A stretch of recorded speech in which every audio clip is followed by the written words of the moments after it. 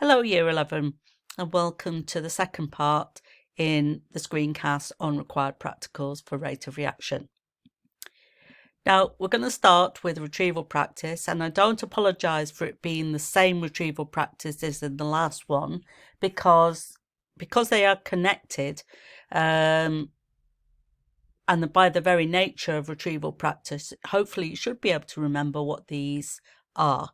So I'm going to ask you to pause the video now and answer these questions. What is a hypothesis? What is an independent variable? What is a control variable? And what three pieces of equipment do you need to draw a graph? So I'm going to ask you in a minute to pause the video and answer these questions, and hopefully you'll remember them from last time.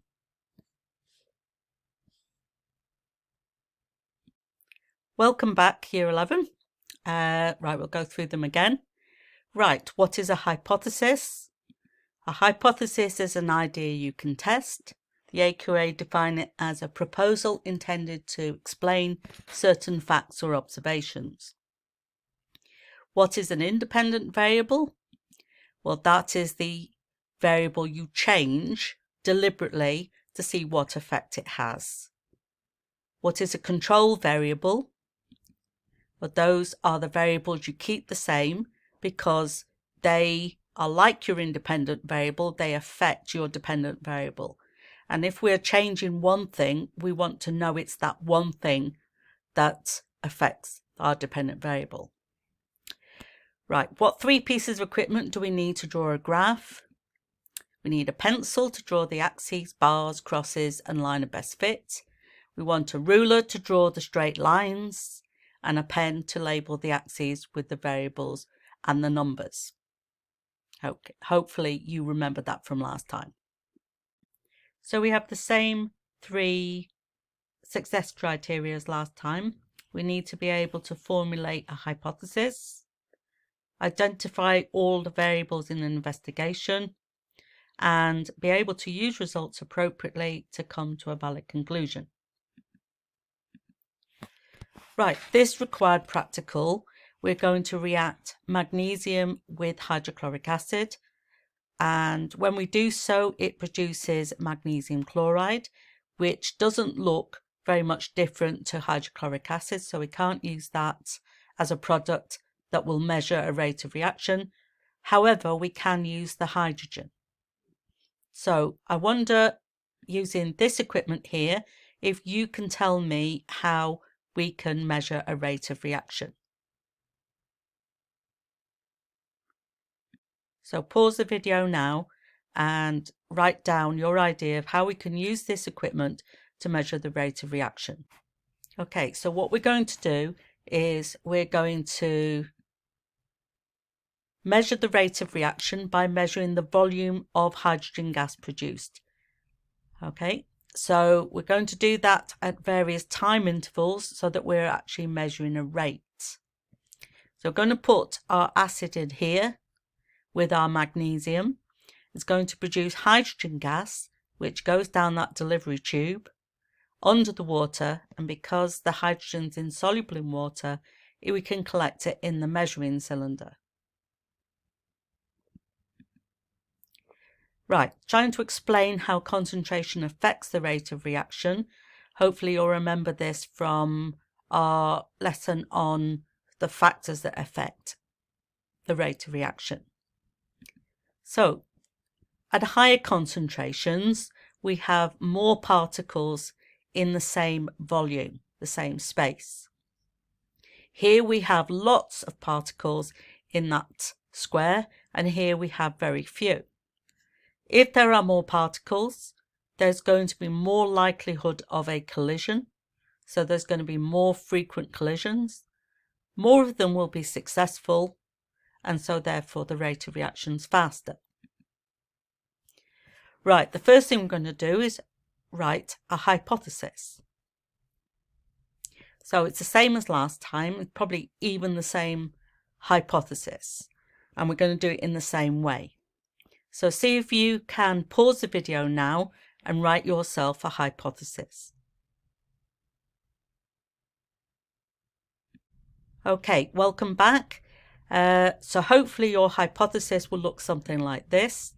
I predict that as the concentration of hydrochloric acid increases, the time taken to produce a certain volume of gas will decrease and the rate of reaction will increase. This is because there are more particles present in the volume, so there will be a greater number of successful collisions. Right, our independent variable in this case, I wonder if you can write that down. Yes, our independent variable is the concentration of hydrochloric acid. And what are we measuring? What's our dependent variable?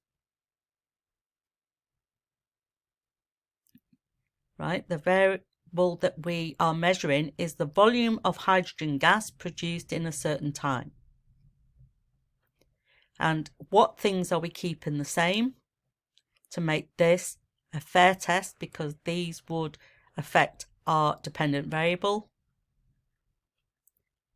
Pause the video now, because I think it's going to require you to write down a lot more.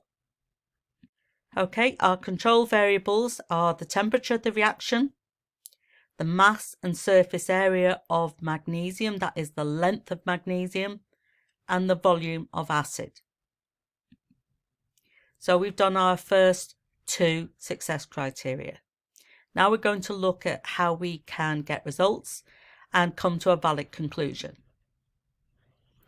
Right, so here's our method, and this is a set of equipment for carrying this out. At the bottom you can see a YouTube link that, after I've read out the method, if you want to pause the video and watch the method in action so that you understand it a little bit better. So set up the equipment as in the diagram, like that. Fill a measuring cylinder full of water. Cover the top of the measuring cylinder and turn it upside down in the water bath with your hand underneath the water so the water doesn't come out. Measure out 50 centimeters cubed of 1 molar hydrochloric acid. Pour that into the conical flask. Add a 3 centimeter strip of magnesium ribbon. You see, we're controlling the length. Put that into the flask and very quickly put the bung back on to the flask and start the stop clock. Record the volume of hydrogen gas that's coming off every 10 seconds until you get to 100 seconds and write all those volumes down, and then repeat it using 2 molar hydrochloric acid. Now I'm going to ask you to pause the video now and perhaps watch the YouTube video to help you understand that. Okay, welcome back. Right, so as you remember from the last one, we had to write a risk assessment. So I'm going to do this with you. I've done the 2 hazards that are present in this experiment. Again, we're using 2 molar hydrochloric acid. I've used the strongest version of it, so you can see the most risk that we're going to have. And glassware I've put as this time. So hydrochloric acid is irritant. So pause the video now and say what the 2 risks are and how you would minimize the 2 risks. What's the risk of glassware and how would you minimize that? Pause the video now, please. Okay, right. So acid's irritant.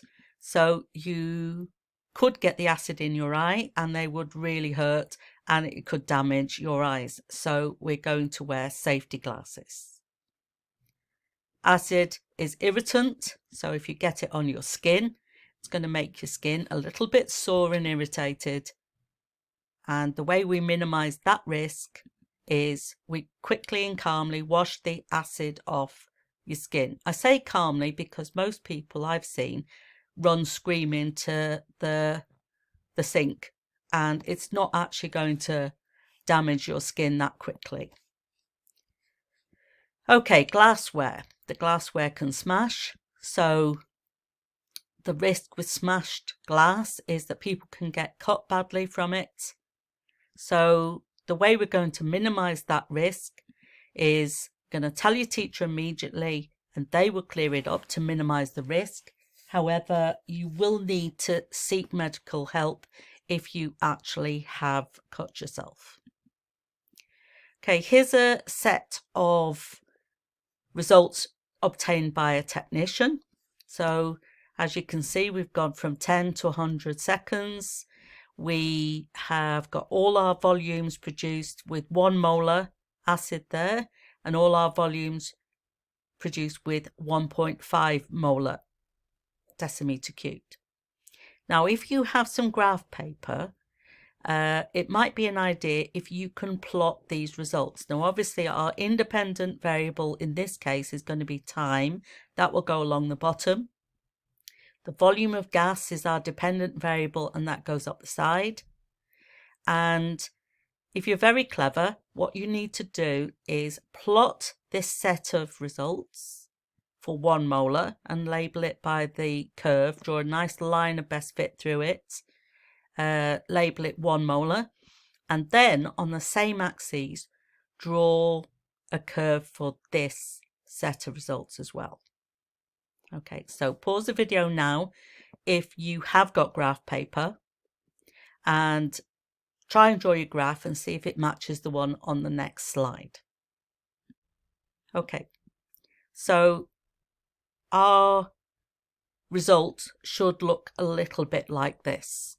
Okay, so this one will be the 1 molar. This was the 2 molar. Okay, so you can see that we've produced the volume of gas very quickly with the 2 molar, and we produce it slower with the 1 molar. Right, compare the 2 curves of best fit on your graph.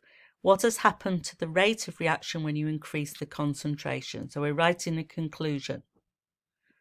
Please, could you explain your results in terms of the collision theory? Okay, pause the video now while you do that. Right. Hopefully, your conclusion will look something like this. My hypothesis was correct. As the concentration of hydrochloric acid increased, the rate of reaction also increased. This is because increasing the concentration means that there are more particles present in the volume, so there will be a greater number of successful collisions. Hopefully you've been successful in doing your conclusion. And that means that we have now done all our 3 success criteria, and hopefully you've been successful in that. Thank you for joining me in this screencast, and I hope you've all been successful in and you understand what we're doing.